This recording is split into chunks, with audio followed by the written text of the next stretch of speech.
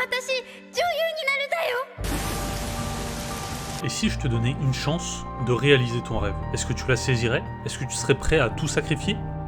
Le film dont je vais parler aujourd'hui, je l'ai profondément aimé. Et pourtant, il y a un moment, il y a un passage où je me suis dit oula oula, est-ce que le message est pas un peu dangereux? Avant d'aller plus loin, je vais te dire de quoi parle le film. Pompo est une productrice super connue et reconnue. Et pourtant, elle va donner sa chance à deux totals amateurs de réaliser leur rêve. Réaliser un film et devenir actrice. Et je peux te dire qu'on part de loin. Je vais m'évanouir tellement je suis stressée.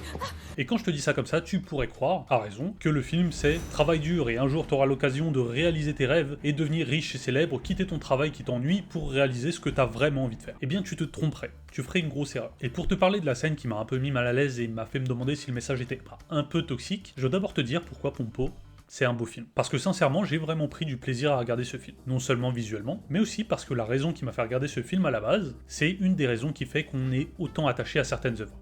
C'est parce que je me suis reconnu dedans. J'ai vu un extrait où le personnage principal galère sur du montage, et je peux te dire que ça m'est arrivé. Mais surtout, il y a un moment super précis, et ça m'a vraiment rappelé la sensation de devoir supprimer une scène pour laquelle t'as travaillé, que t'aimes personnellement, mais qui n'a pas grand intérêt pour toi qui me regarde. Et ce truc de je me reconnais dans un personnage ou dans une situation, c'est souvent, et tu me le confirmeras peut-être, ce qui fait qu'on aime réellement des œuvres, au point d'incarner certains personnages en les mettant en photo de profil. Donc pour moi, c'est vraiment le fait de m'être reconnu dans un mec qui galère dans du montage qui m'a fait regarder ce film. Et dans Pompo, ce qui est beau, c'est qu'il y a plein de personnages qui ont choisi tous des voies très différentes. Et c'est pour ça qu'il y a beaucoup de chances pour que tu te reconnaisses dans un des personnages, que tu sois artiste, / créateur, ou pas du tout. Parce que même si dans le titre du film il y a écrit The Cinéphile, t'es pas obligé de l'être pour comprendre ou apprécier le film. Et ce que je trouve que le film fait très bien et qui m'a personnellement plu, c'est qu'il arrive à te faire questionner sur des choses en lien avec le divertissement. Des trucs aussi banals que la durée d'une vidéo ou d'un film, ou encore le fait que parfois des scènes sont ajoutées par la soudaine idée d'un membre de l'équipe,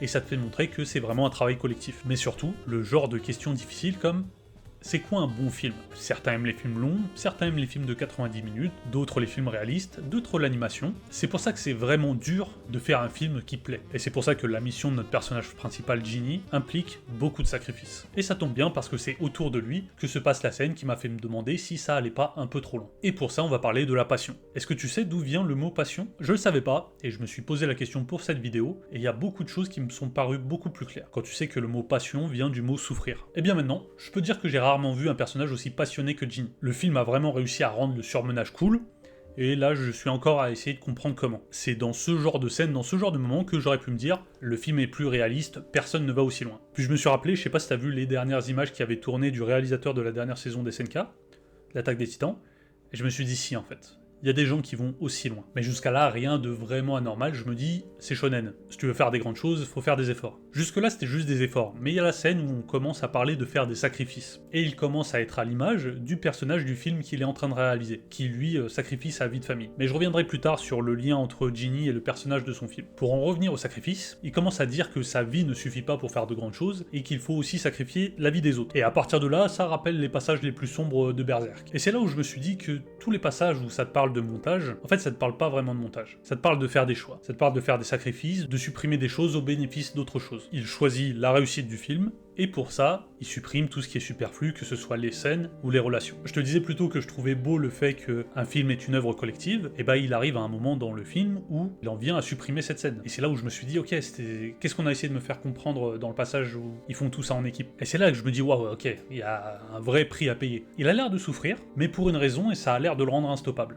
Et c'est vraiment, la scène est magnifiquement animée. Et c'est là que tu comprends, ok, c'est ça l'origine du mot passion. Et au moment où il a supprimé cette scène, ça m'a rappelé des paroles d'Alexandre Astier qui disait qu'il croit pas trop en l'œuvre collective, qu'une œuvre c'est qu'une seule flamme protégée par le réalisateur et qui est faite collectivement. Mais que plus des personnes sont impliquées et plus la flamme est agressée et que c'est le but du réalisateur de la protéger. Et c'est là que je me suis dit, ok, pour le réalisateur, la morale, c'est qu'il faut tout sacrifier pour atteindre ses objectifs. Que ce soit les relations ou tout ce qui est superflu pour toi. C'est là que je me suis dit c'est dangereux. Et le pire, c'est que je me suis dit ok, c'est dangereux, mais c'est réaliste. Parce que oui, des gens font ça dans la vraie vie. Ils sacrifient tout pour réaliser de grandes choses, et il faudrait leur en être reconnaissant. Mais c'est pas un chemin qui est fait pour tout le monde. Donc pendant que j'étais en train de me battre avec la morale que je croyais du film, j'ai essayé de me dire quelles sont les scènes qui m'ont marqué. Et ces deux scènes avaient quelque chose en commun, malgré que les deux personnages étaient totalement opposés. L'un est notre personnage, Ginny, un réalisateur, un artiste un peu rêveur, et l'autre un banquier avec un job stable. Donc c'était pas évident de trouver quelque chose qu'ils avaient en commun. Et pourtant, dans ces deux scènes, Jin et Alan vont totalement changer. Ils vont prendre un risque, ils vont s'opposer à leurs mentors respectifs, tout ça pour être totalement alignés avec ce qu'ils ont envie de faire. Et je pense que c'est ça la morale de ce que j'ai compris du film. Une morale qui me plaît un peu plus. C'est que l'important c'est de se retrouver dans ce qu'on fait. Dans ses interviews, le réalisateur dit que pour écrire Pompo, il s'est inspiré de sa propre histoire. Et du coup, je pense qu'il se retrouve dans le personnage principal, Ginny. Quelqu'un qui a un travail qui lui plaît pas particulièrement pourrait se retrouver dans Alan,